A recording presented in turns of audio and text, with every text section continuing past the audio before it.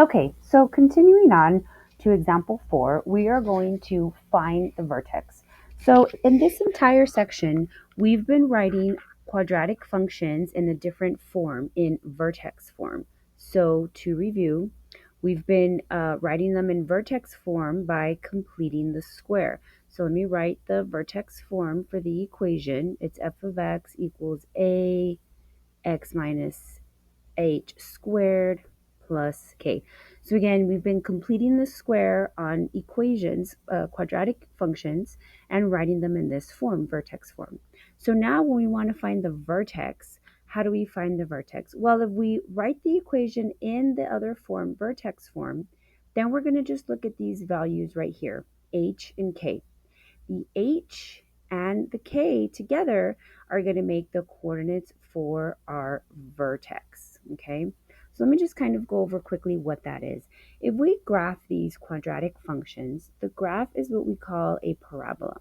So it'll be either open up like this is just a little sketch, or open down. So if we have a parabola like this, open up, right here, this minimum point, those coordinates are going to be HK because that is our vertex. So if I draw a dotted vertical line through that vertex, then I can fold my parabola in half along that line, and it's symmetrical on both sides.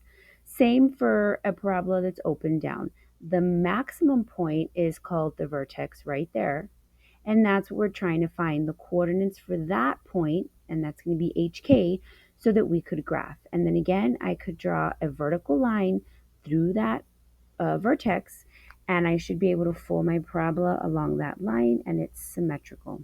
Okay, so let's look at an example that we have right here. We have a f of x equals x squared plus 12x plus 1.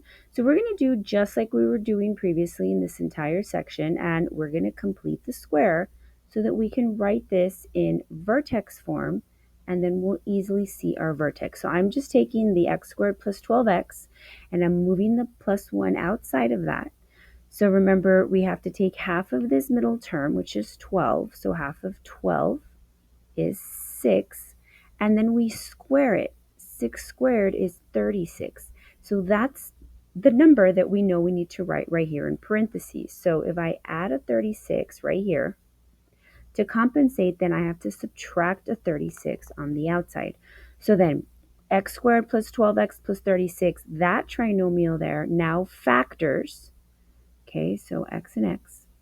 And we're going to use this term right here, the 6, half of that middle term, to help us factor. So it's going to be x plus 6 and x plus 6. That's how that factors. And then we look at what we have here in the outside, 1 minus 36. 1 minus 36 is negative 35. So cleaning this up a bit, x plus 6 times x plus 6, I can write that as x plus 6 squared minus 35. So this is how I rewrite that equation in vertex form right here.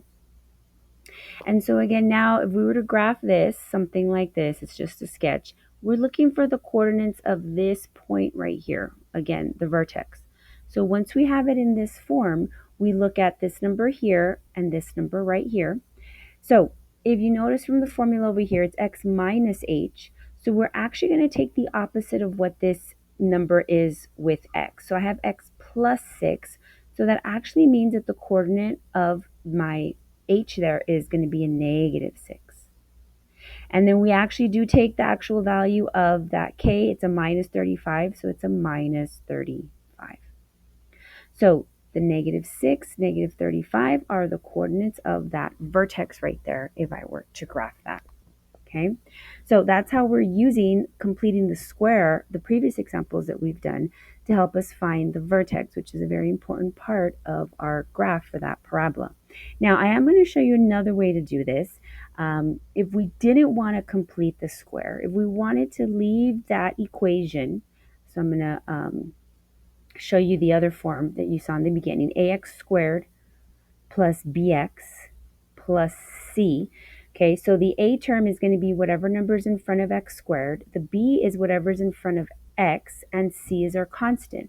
So if we didn't complete the square, if I just leave the equation as is, so I'm going to rewrite the equation, I can find the vertex that way too. So I'm going to show you. So this is with the other form, so ax squared plus bx plus c. So looking at this same equation, the number in front of x squared is my a. So in front of my x squared here is a 1, so my a value is 1. In front of my x right here is a 12, so that means my b value is 12. And then the constant for this equation is a 1. So I'm going to use those values, and I'm going to use this formula to find the vertex in this form. It's going to be negative b over 2a, and then f of negative b over 2a, which means once I find this negative b over 2a value, I plug it into the function f of that number to give me my vertex. So this is how I find the x and the y, which is the coordinates of the vertex, which were labeled as h and k in the other example, right? So let's look at it this way. So vertex, so the x coordinate of my vertex, I need to use this formula here, x coordinate of my vertex. Again, I need to use negative b over 2a. So again, in my formula, b is 12, so it's going to be the opposite sign, so negative 12. All over on the bottom 2a. 2 times a is 1. Okay. So what does that give me? Negative 12 over 2. Negative 12 divided by 2 is negative 6. So the x-coordinate of my vertex is negative 6, which I did find previously, right? So that checks. But if I hadn't used the completing the square and was just using this method, now I have to look at the negative 6, and I use that to find the y-coordinate of my vertex, okay? So remember, the y part is going to be f of negative b over 2a, which just means f of that number I just found, negative 6. So I'm going to take my equation, and instead of x, I'm going to plug in a 6. So my original equation up here is x squared plus 12x plus 1. So instead of x, it's going to be negative 6. So negative 6 squared plus 12 times negative 6 plus 1, and I'm going to simplify this right here. So negative 6 squared is a positive 36. 12 times negative 6 is negative 72, and then I have a plus 1 at the end. Continuing simplifying, 36 minus 72 is a negative 36.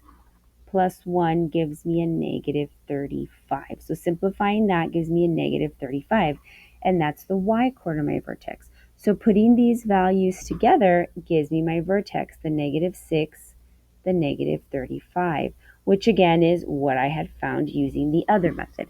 I just wanted to show you another formula we can use. So if we have an equation, going back to the top, in this form, our ax squared plus bx plus c, we can leave it in this form, use the values a, b, and c from the equation to plug into this formula for our vertex. And we can find our vertex that way, which we did down here. But again, this is just a supplement. We are looking at completing the square. So once we are in that form, we have to find the vertex. We can find the vertex that way. Okay. Let's do another example. So part B over here. So we've actually already written this equation right here, part B, in our vertex form. So you can look at the previous example. So that equation in vertex form, let me actually write that. We got 2x plus 3 squared minus 17. So once we have it in vertex form, again, we look at the values right here to give us our vertex. So it's going to be the opposite sign of the number you see with x. So it's x plus 3.